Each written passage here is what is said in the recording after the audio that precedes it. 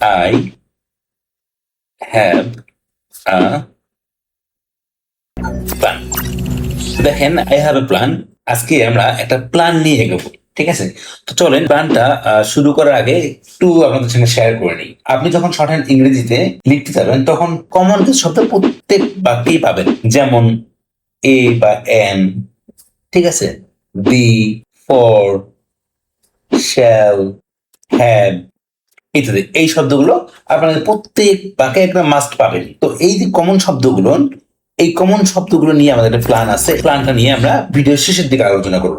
আর এই শব্দগুলো যদি আমরা এখন শিখে রাখি তাহলে কিন্তু আপনি এক ধাপ এগিয়ে থাকবেন। তাহলে আজকে আমরা শর্ট হ্যান্ড বাংলার যে নিয়মটা আলোচনা করতে চাচ্ছি, সরি, শর্ট হ্যান্ড ইংরেজির যে নিয়মটা শিখছি, এই নিয়মটা মূলত শর্ট হ্যান্ড বাংলাতে শিখবো আমরা, যার কারণে শর্ট হ্যান্ড বাংলা বললাম। তো আমরা আজকে শিখছি লেসন 5।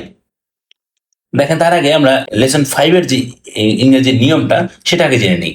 এই নিয়মটা হচ্ছে, যদি কোনো শব্দে আই থাকে বা উচ্চারিত হয়, ঠিক আছে, তাহলে আমরা আই এর জন্য কি আজ শিখেছি মনে আছে না আপনাদের?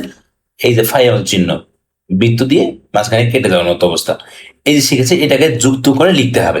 তো আপনি এই যে চিহ্নটা দেখলেন, এই চিহ্নটা দেখে আপনার কোনো কিছু মাথায় ঘুরপাক খাচ্ছে কিনা? আমরা বাংলায় আই এর নিয়ম শিখেছিলাম না, মনে আছে আপনাদের? হ্যাঁ, আমরা আই এর নিয়ম শিখেছিলাম যে আই, এই যে আই এর চিহ্ন, আই যুক্ত শব্দকে আমরা এই চিহ্ন দিয়ে যুক্ত করে লিখবো, তাই না? তাহলে এখন দেখেন, আই যে শিখেছি আমরা, এই নিয়ম তো আগে শিখে ফেলেছি আমরা।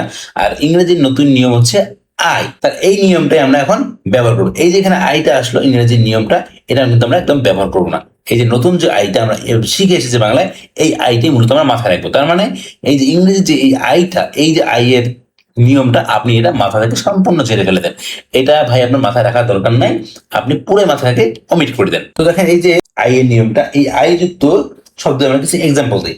বাইকের পেছনে গাইড মেনে যদি আপনি বাইক না চালান তাহলে আপনার কান সাইজ হয়ে যাবে। ঠিক আছে, সাইজ।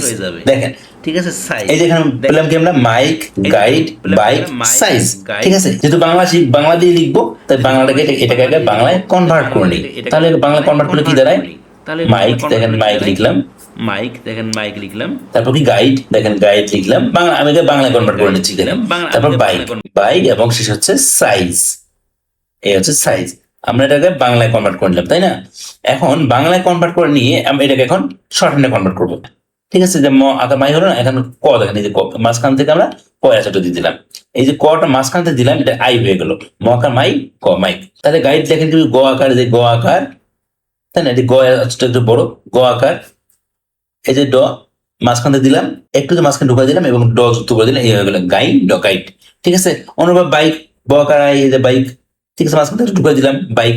সাইজ, ঠিক আছে, সাইজ থেকে আপনি ছ আকার, এই যে ছ আকার দিলাম না, ছ ছোট অচর না, ছ আকার সাইজ, এই জ সাইজ দেখেন, মাঝখান থেকে দিয়ে দিলাম, বৃত্তের আকারে মাঝখান থেকে কেটে দিয়ে দিলাম, এটা হয়ে গেল সাইজ হয়ে গেল। দেখেন, আমরা যদি বলছিলাম প্ল্যান নিয়ে এগোবো, তো তাহলে আমরা যদি লিখি যে আমরা যেটা বলছিলাম যে আই হ্যাভ এ প্ল্যান, এই প্ল্যানটা নিয়ে এখন আগাই, তাই না?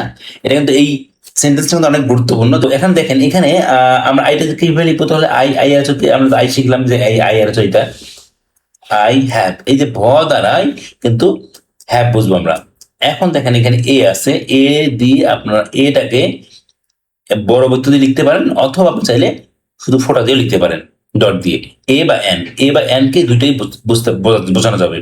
এ বা এন, আপনি চাইলে এই দুইটা যে কোনো একটা লিখতে পারেন, কোনো সমস্যা নেই।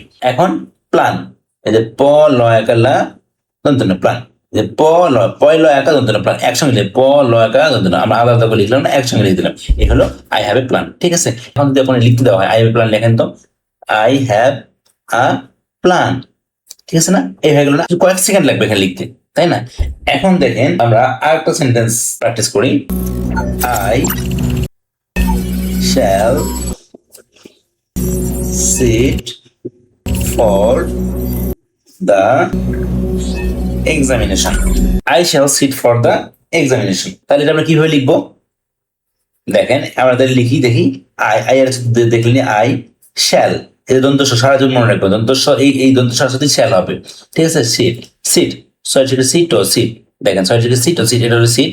ফর, ফর কি ফয়ের আসর, তাহলে ফর কি ফয়ের আসর, তাই না? ফয়ের আসর। হ্যাভ শিখলাম আমরা ভয়ের আসর, ভয়ের আসর, এবং ফর শিখলাম ফয়ের আসর। ঠিক আছে, হ্যাভ ভয় আসলে বড়টা দিয়ে হ্যাভ এবং ছোট দিয়ে ফর। দি দেখেন, এই যে দি, আবার আপনারা দি পড়ছেন না যে ঠয় আসর, ঠয় আসর কি এইভাবে শিখছি না, ঠয়ের আসর বা ইংরেজি টি এইচ এর আসর আমরা এটা শিখছি না, এই টি এইচ বা ঠয় আসর দিয়ে দি। এখন দেখেন সবচেয়ে মজার বিষয় এখানে এক্সামিনেশন, অনেক বড় একটা ওয়ার্ড না এক্সামিনেশন। আপনি যদি এটা এক্সামিনেশন লিখতে যান, এক্সামিনেশন লিখতে লিখতে এক্সামের টাইম শেষ হয়ে যাবে, তাই না? তাহলে আমরা এটা এক্সামিনেশনটা কিভাবে লিখবো? দেখেন আপনি এখানে লক্ষ্য করেন এক্সামিনেশন, এই যে ই এক্স, এখানে এক্স আছে না, এক্সামিনেশন এক্স আছে না, আপনি এর সহজে মনে রাখতে পারবেন। এই যে এক্স আমরা লিখছি, এখানে এক্সামিনেশনের এক্স আছে, এখানে ট্রিক্স লুকায়িত আছে। আপনি এক্স দেখেন, এই যে এক্স লিখলাম, এক্স এক্সামিনেশন এক্স থেকে উপর অংশটা বাদ দিয়ে দেন, ঠিক আছে? এই যে নিচের অংশটা থাকলো, ঠিক আছে, এই নিচের অংশটাকে দিলেন এক্স এর উল্টা ভি, আপনি উল্টা ভি ধরতে পারেন বা এক্স দিয়ে সহজে মনে রাখতে পারবেন, যেহেতু এখানে এক্স আছে, এই উল্টা ভি বা এক্স এর যে অর্ধেক অংশটা এটা লিখলে এক্সামিনেশন হয়ে যাবে, ঠিক আছে? তার মানে দেখেন এই যে শুধু শর্ট হ্যান্ড শিখলেই হবে না, আপনাকে সেই সঙ্গে ট্রিক্সও জানতে হবে। ট্রিক্স না জানলে আপনি শর্ট হ্যান্ডে দ্রুত করতে পারবেন না। তো দেখেন এই যে আমরা এক্সামিনেশনটা লিখলাম, এক্সামিনেশনটা যে ভিটা দিলাম, এক্স এর আচরটা দিলাম, এটা কিন্তু আমাদের এক্সামিনেশন হয়ে গেল। এখন কিন্তু এই যে আপনি এইভাবে লিখলে কিন্তু এক্সামিনেশনে পাস।